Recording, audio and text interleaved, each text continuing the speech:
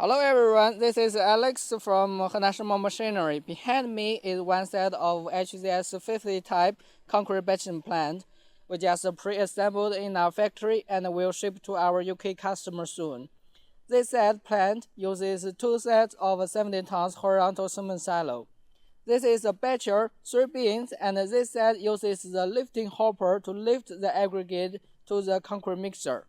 This is the GS1000 module twin shaft type concrete mixer with two 8.5 kilowatts motors and one electrical lubrication pump.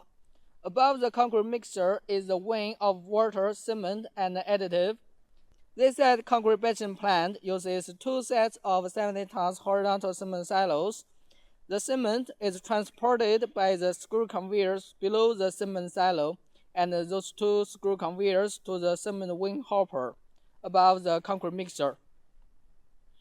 There are 6 bins below the cement silo, and there are one vibrating motor and two sets of airflow promotion device on each bin to prevent cement stuck in the cement silo.